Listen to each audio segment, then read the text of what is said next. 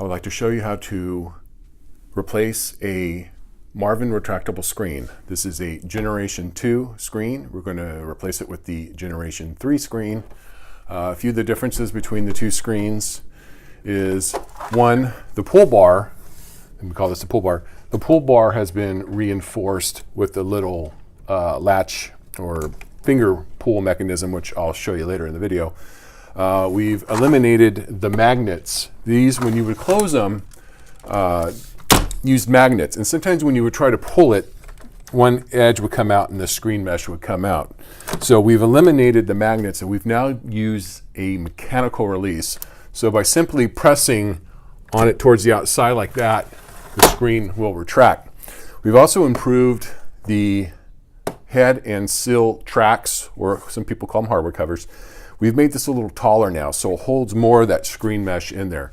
And that allows, obviously, for more screen to be in there and the mesh not to fall out. So we'll get started here and I'll show you how to do it. There's a few things that I like to do before installing your new screen into your opening. Obviously, we're going to open the box and take the contents out of it. But there's a few things to do to prep it so you don't have to do it later. If you were fortunate enough when they ordered your windows and screens and they were able to get it off your original order, sometimes they will put which room that these screens go in. And in this case, it says it's for the study. So we found the study in the house, and we're going to go ahead and open these contents and get everything ready. This is typically what it looks like coming straight out of the box.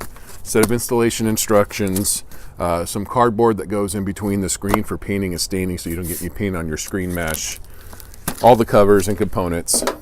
And be mindful that there are some small loose parts in some of these.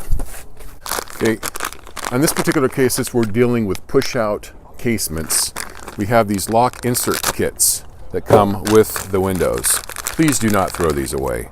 These are very critical on how these screens work.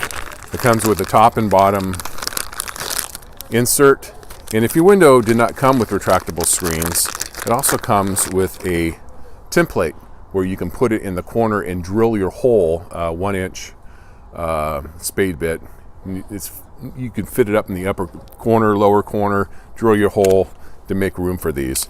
And you'll see on the window when we install these where that would go.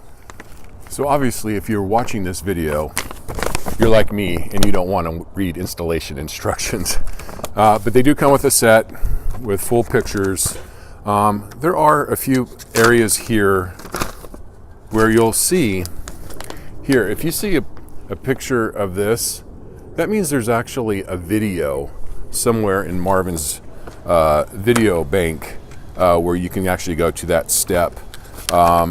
If you go to Marvin's online docs where the installation instructions, and you open this in a PDF format, if you actually click on that icon, it'll actually go to a video of this particular step to show you. In this case, it shows you how to adjust the side to side. I've opened the package and I am inspecting all the components of the screens. I like to always check to make sure it works. Personally, I always like a little bit more tension on my screens. So I usually will put a little bit more tension on this by turning that clockwise. And that'll give me just a little bit more tension on it. Okay, another thing I like to do, and if you've seen my previous videos, you know this is like my number 3 favorite tool, and it is Pledge. So spray some on a paper towel. We don't want to spray any directly on the screen, especially in this case, it's not painted yet, so you do not want to get any Pledge on any wood components, or the paint or stain will not stick to it. So I like to go ahead and fold it. This happens to be the top cover, and I like to go ahead and wipe in here. Do the same for the bottom cover, and this will help the screen slide easy. We're going to go ahead and do the top and bottom covers on the back side there. Something to note about these top and bottom covers, obviously one's top, one's bottom, and from the factory there will be a slight bevel on this. Apparently this one may have gotten forgotten, so I will always inspect this. And since this doesn't have it, I'm going to go ahead and take my little scissors here and just cut a little on both on one side. And then that way, when this is in the window, the screen mesh is on this side, and that way the corners don't grab on that screen mesh. Also on this part, this pull bar, just on this weather stripping, wipe that down too. That does make a difference because this has got to go around a little profile on the side that it closes into. And if this is dirty, it can catch on that dirt and not close properly. So also be mindful, just do the weather stripping. You don't want to get anything onto the wood. Okay, we got all our components. We're gonna go ahead and install these. You'll have 2 lock insert plugs. You'll have 1 cover. You'll have 1 mechanism.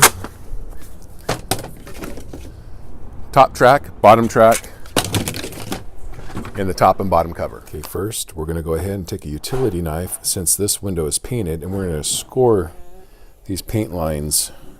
Makes these covers a little easier to remove, and also gives you a cleaner look when you're finished. It makes the job for the painter a little easier. Okay, we're going to go ahead and remove the covers. You can take this whole thing and remove it off all at once, but do it like that. Use my #1 favorite tool and help pry this off. Gives you access to that. Put this down to protect the wood, and there's a little groove here.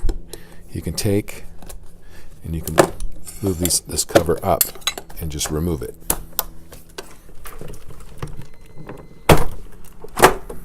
Remove the side cover by putting that in there like that.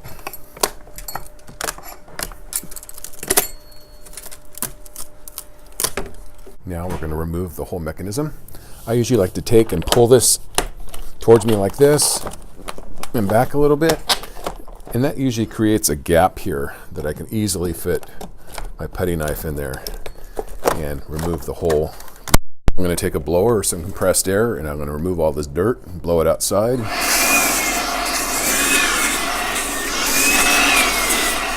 Now we're going to remove our lock inserts. This is the old one. Now, if you are converting a window that does not have a retractable screen, Marvin provides this jig that fits in here like this, and you can use a 1-inch hole and drill in there, so it will accept the new lock inserts. Okay, these are the 2. This is the old lock insert. This is the new one. This one goes in this manner. Take note that that is pointed down. Now we're going to remove the old top one, and we're going to put the new one in, and take note of that little tab there that goes in the top. It goes on there just like that. So we're going to go ahead and install this piece. It only goes in there one way. You cannot mess it up. And see how that fits perfectly in there, just like that. It'll look just like that at the top, and just push it in. If it's a little tight, don't be afraid to give it a little tap. So this is what it looks like when it's installed. So it's now time to install the whole mechanism here. Please take note of the location of the handle. These are set from the bottom up.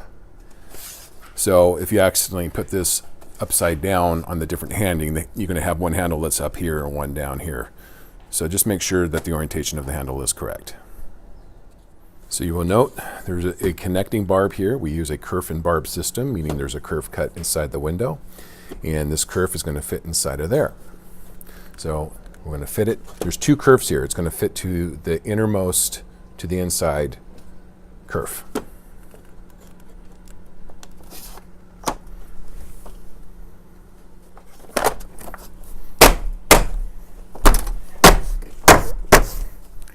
That's what it looks like when it's installed. Nice tight gap all the way there. Now we're going to install our bottom cover. We're just going to move this out of the way like that. There's 2 kerf and barbs on this system, so you will not mess it up. It only goes in there one way. Just make sure it's seated all the way down. This is what it looks like when it's installed. There should be no gap from the very bottom here to there. That's very important, because if there's any kind of gap here, the screen will not operate properly. I already installed the top track and cover, so it's now to put this cover on. Please take note where we cut this little bevel on there. That goes against where the screen mesh is. We don't want a sharp edge against that mesh, so we're going to go ahead and get it on there. Also take note, if there's any excess paint on here, sometimes I run into where there's a lot of paint, be sure to scrape that off. This is a pretty clean line here, so we shouldn't have any issues.